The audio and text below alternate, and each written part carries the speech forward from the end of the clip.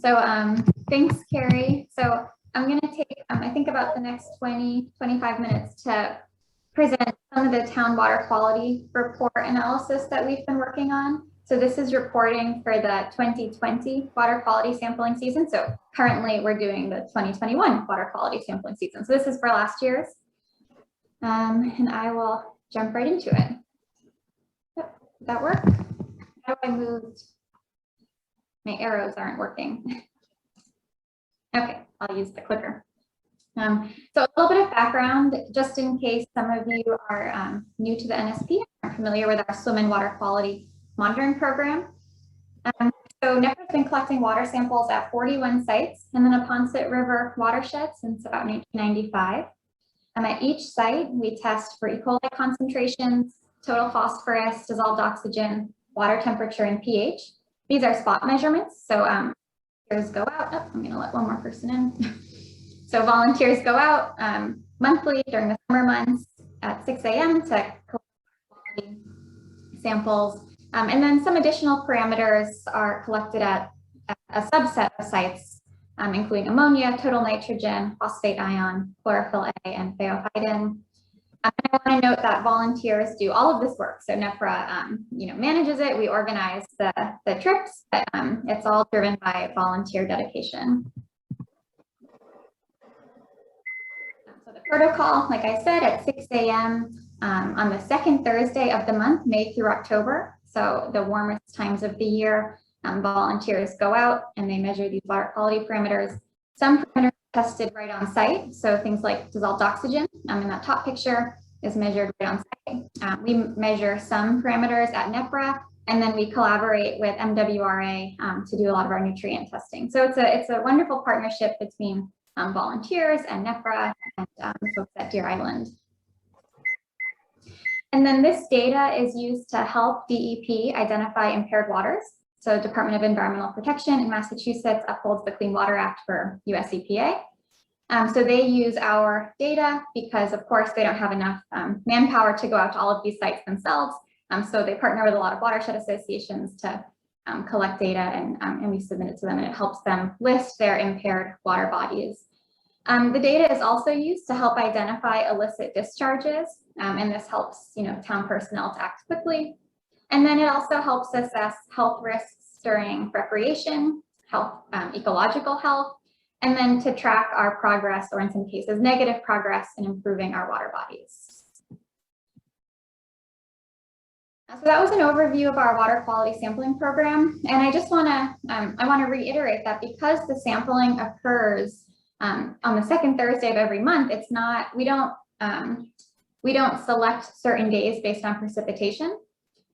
And so I wanted to show everyone over the past 10 years, there's been a different number of wet and dry years that we've sampled on over the past decade. And 2020, this bottom row, this bolded row, you can see most of our sampling, 5 of our 6 sampling days occurred during dry weather, and 1 of our sampling days occurred during wet weather. And so this is just important to keep in mind because it makes it so you can't necessarily compare year to year. It's not necessarily an apples to apples comparison, because you might think, oh, E. coli levels were better in 2020 on average, but then you'd have to remember, oh, we also sampled on fewer wet days in 2020. So just something important to keep in mind, the amount of precipitation that occurred during our sampling. And we define wet weather to be greater than 0.1 inches of rain in the last 48 hours before sampling. And I wanted to say, I like when people ask questions during or comment on anything during the talk as opposed to waiting till the end. So feel free to interrupt me. That way we don't have to go searching for the slide at the end of the presentation. And I liked this picture, so I wanted to show it. So this is actually from this year. It's 2 of our interns. This is not a river. This is a trail going out to a river on Ponkapog. So super flooded. So I expect that our 2021 sampling days will have occurred on much wetter days than in 2020. I'm not going to spend much time on this slide. It's more just here for reference. We'll send out these slides and people can go back to them later.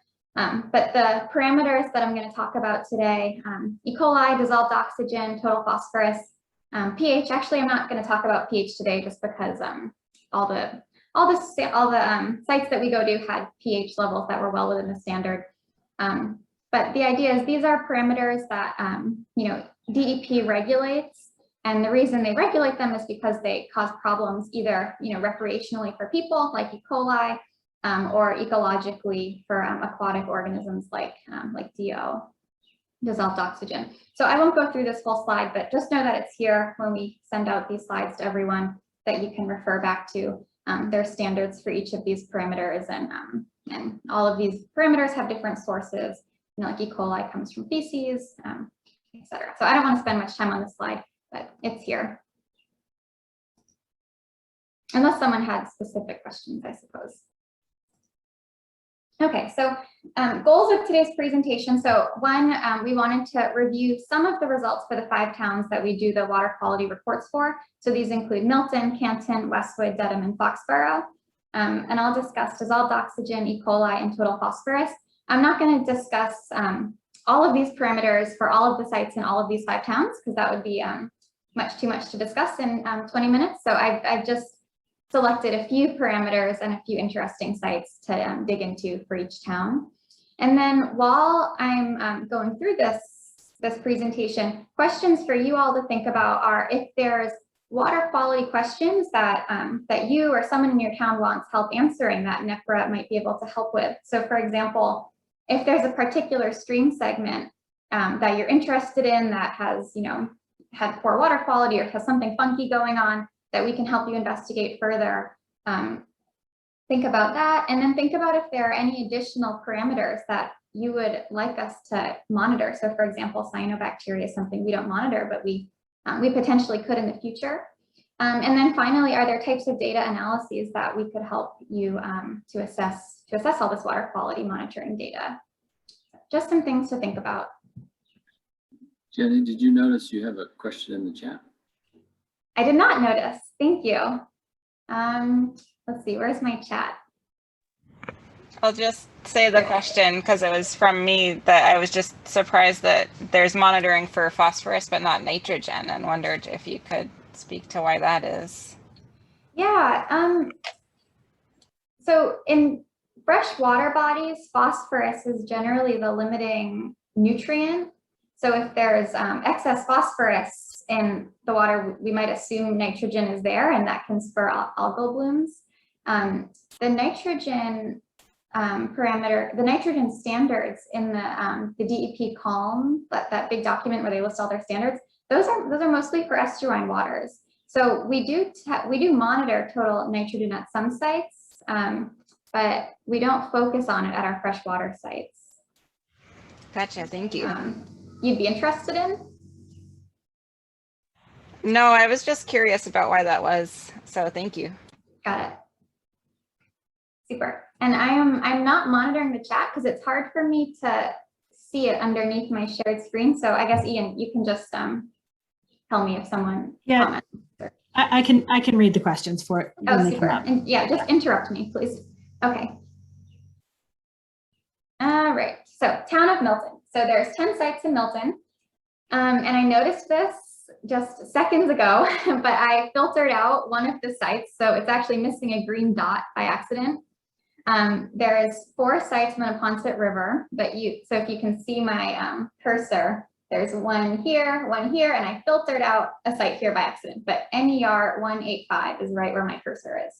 And then there's 3 sites on Pine Tree Brook, and there's 3 sites on Unquity Brook. And it's hard to tell, but the last site on the Neponset River is above the Baker Chocolate Dam. So all of our sites are in a freshwater section of the Neponset River watershed. And in Milton, Pine Tree Brook is identified as a cold water resource stream by Division of Fisheries and Wildlife.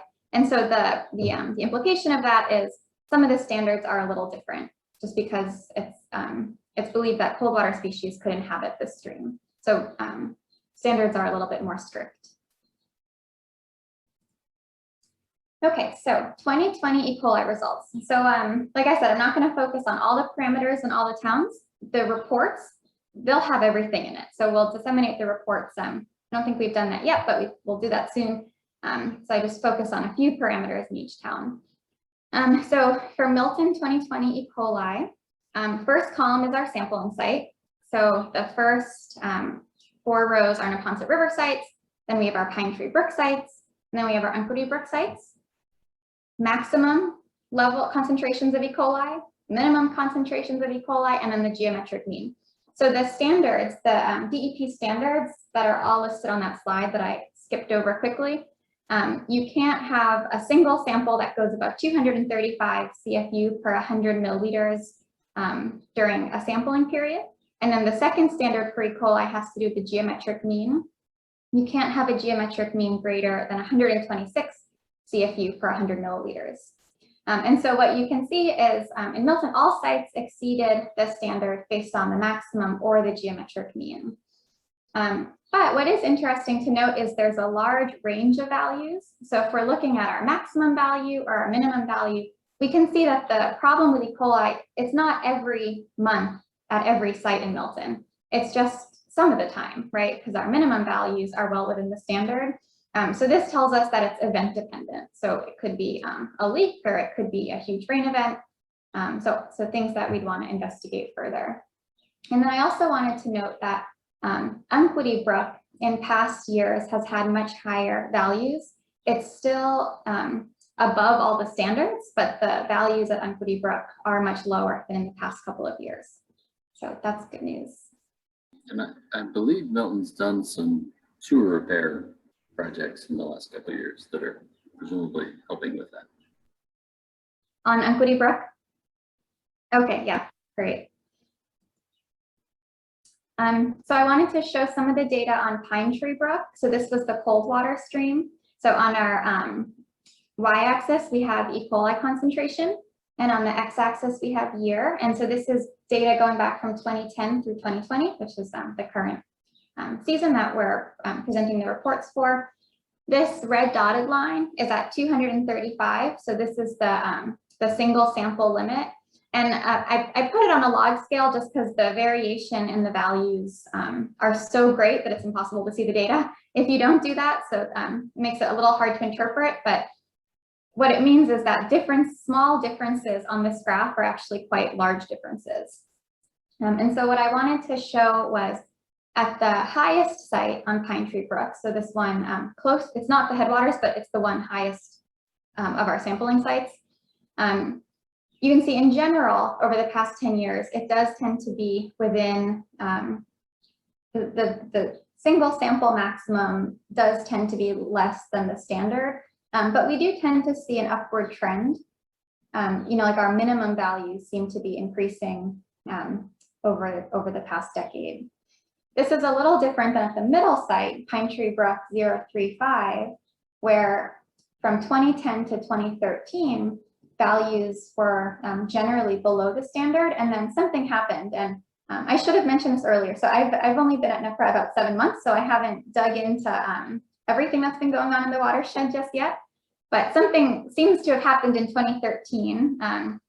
Maybe someone from the town or maybe Ian can enlighten us, but concentrations of E. coli went up at that time, and they seem to have stayed up since 2013.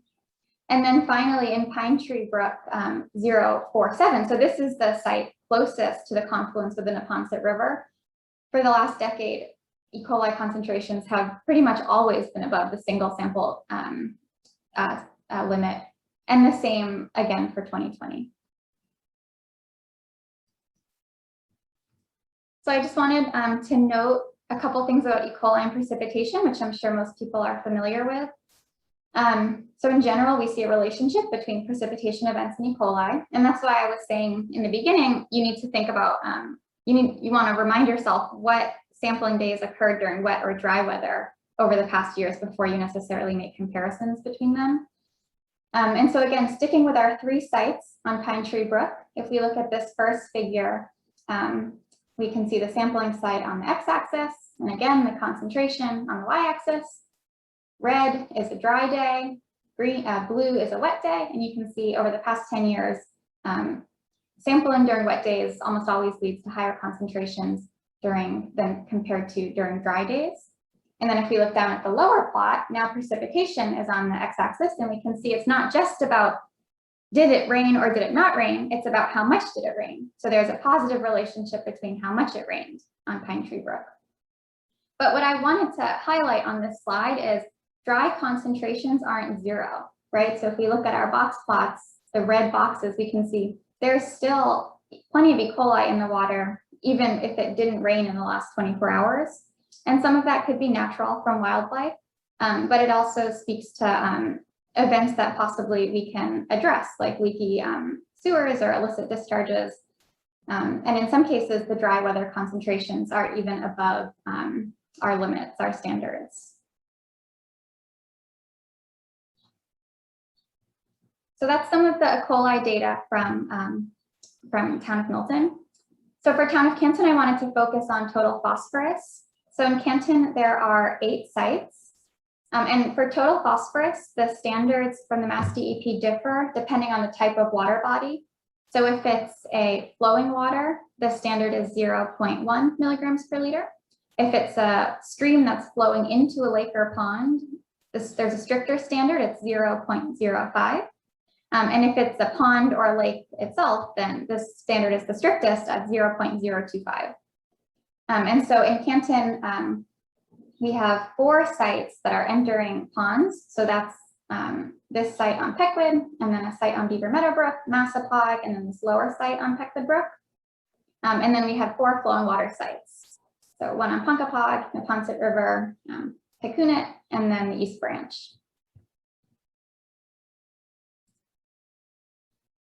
So 2020 total phosphorus results. So again, the first column we have here is the sampling site, and the first 4 rows are those that are entering a pond. So that's the stricter standard. And the second 4 rows are those that are flowing water sites. So for the sites that are entering a pond, only the site on Massapog Brook was under the 0.05 limit. All of the other sites were slightly above. For the flowing water sites, all of the sites in Canton were within the limit because it's a less limit. And so all the flowing water sites were less than 0.1 milligrams per liter.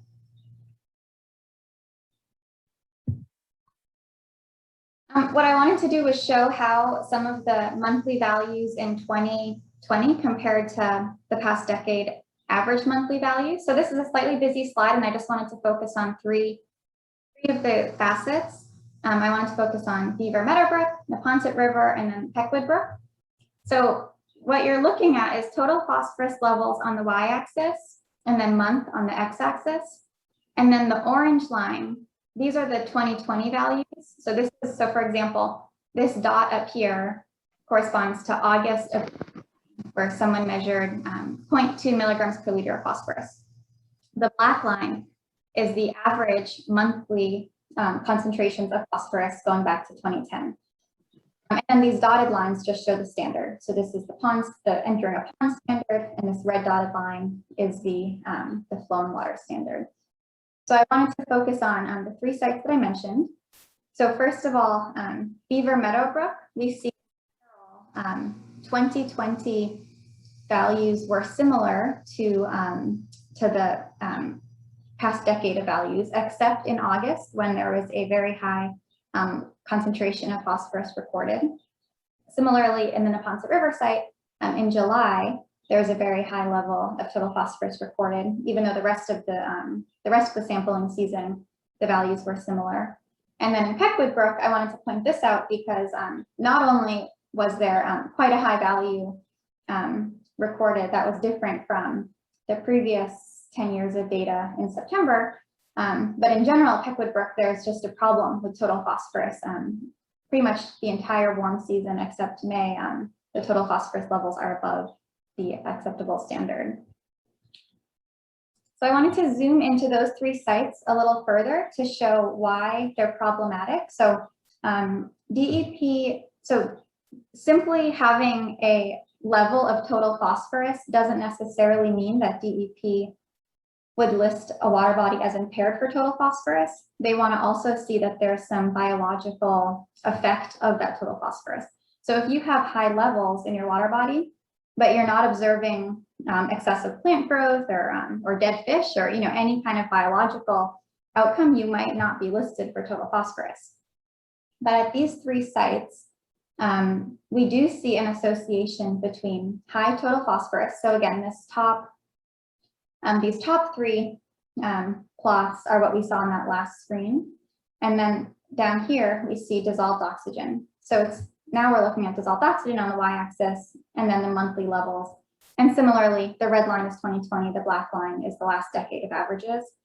And what we can see is when we had these kind of anomalous high levels of total phosphorus at Beaver Meadow Brook and Neponset River, we see a corresponding drop or a lag and then a drop in dissolved oxygen.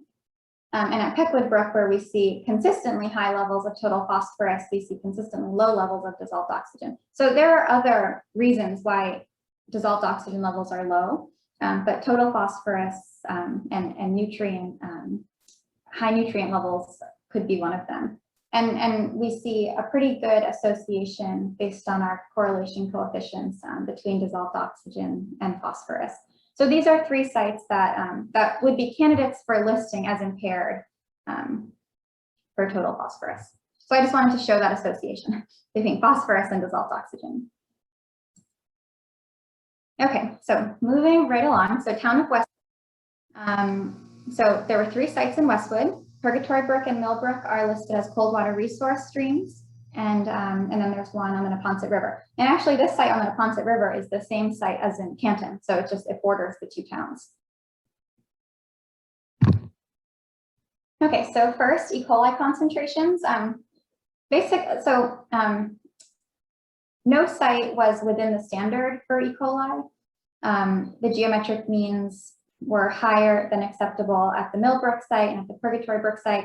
The Neponset River site, it was under the 126, but it surpassed the single sample maximum of 313 CFU for 100 milliliters. But what I wanted to point out is actually this figure to the right. So again, we're looking at E. coli concentrations on the y-axis and year on the x-axis, just like we've been looking at going back from 2010 to 2020. And again, red boxes are during dry weather, blue boxes are during wet weather. And I wanted to point out that there were some really high wet weather concentrations in the past 2 years. And we didn't see that in 2020. So that's good news. Granted, there was only 1 wet weather sampling site in 2020, and we did see elevated concentrations at Purgatory Brook during that sampling event, but not at the Neponset River site or the Millbrook site.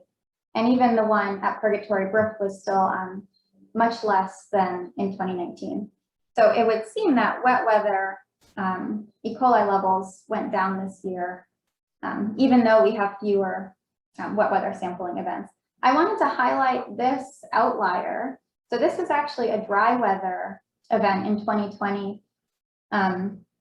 That this is something that I would consider something to be investigated further. So what happened during this one dry weather event on Purgatory Brook that led to such high E. coli levels? If it was, a broken pipe or something. So this is something I think we should investigate further. And then also for town of Westwood, I wanted to show dissolved oxygen levels.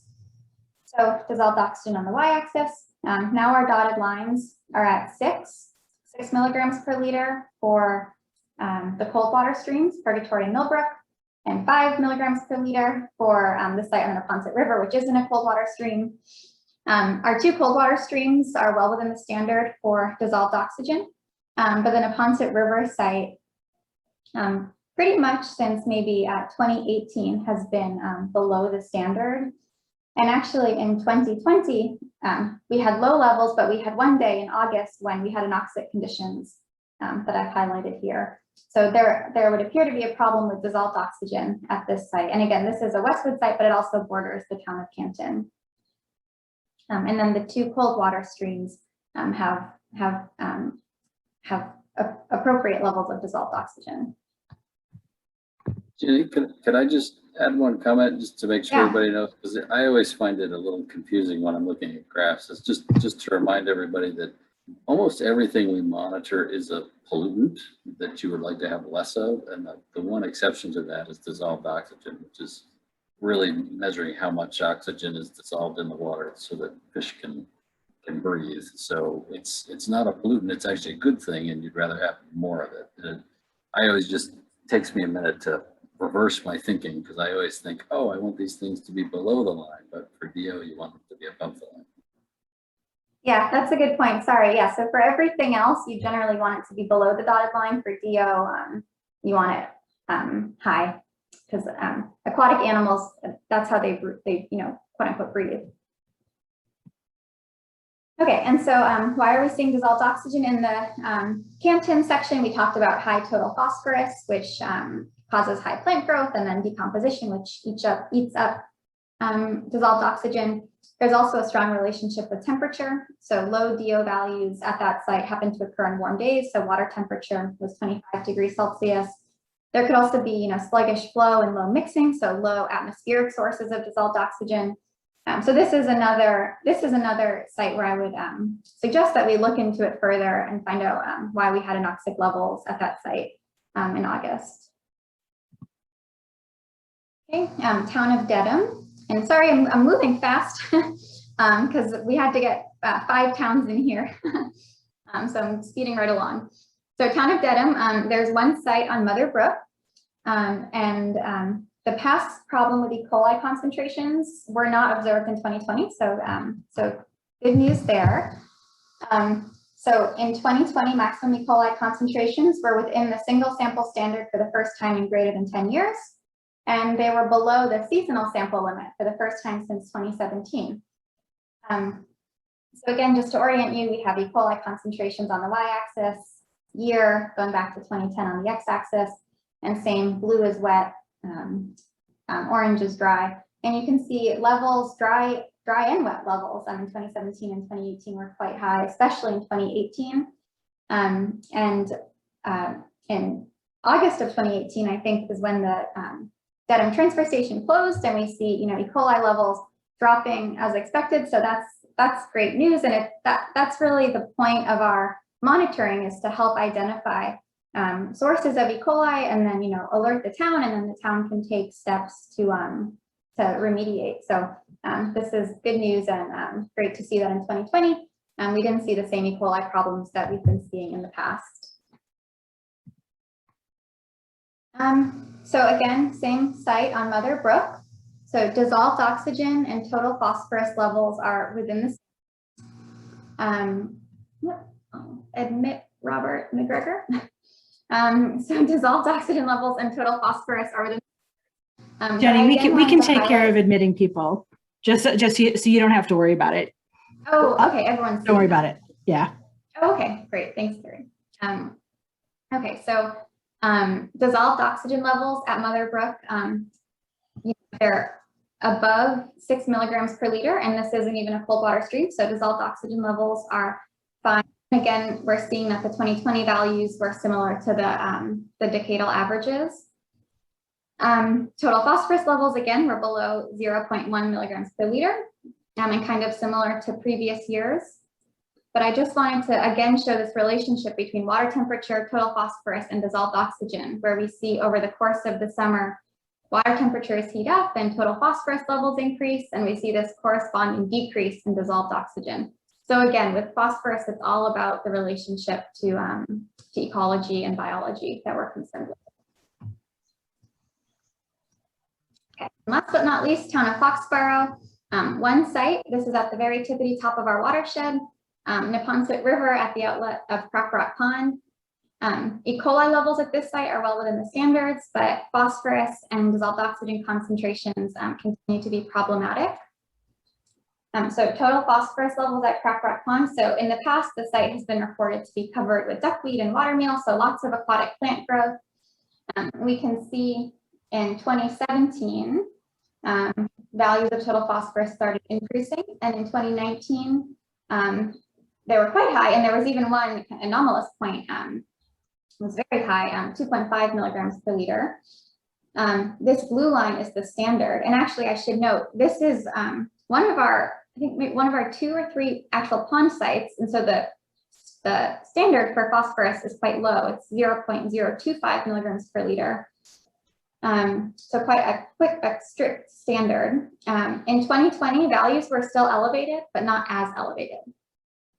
And so this site, again, we would want to focus on reducing all forms of nutrient runoff and assessing runoff during dry weather, because most of our sampling in 2020 was during dry weather, and we still see elevated values. So it could be, internal loading of phosphorus from the decomposition of organic matter that is, filling the pond. And it could also be from, fertilizer runoff from the area. And then not surprisingly, there's a corresponding low level of dissolved oxygen at Rock Pond. So again, this red dotted line shows our standard of 5 milligrams per liter. And pretty much for the last decade, levels are always quite low, and 2020 was no different. Generally, we saw hypoxic and some anoxic conditions. And so these are things we want to think about, again, reducing all forms of nutrient, things like mechanical aeration or decreasing the residence time, anything to bring in dissolved oxygen. Okay, so I think I went 2 minutes over. So let me just finish up. So next step, we're going to disseminate full reports to the towns. We're currently in the 2021 sampling season. We want to investigate some of the large exceedances that we identified and hopefully work with the towns to figure out what's going on. And then, of course, if there are any ideas folks have about different parameters you'd be interested in having a sample for, or different questions you're interested in looking into, we're happy to work with you on those questions. That's all. Any questions, or I'll turn it back over to Carrie.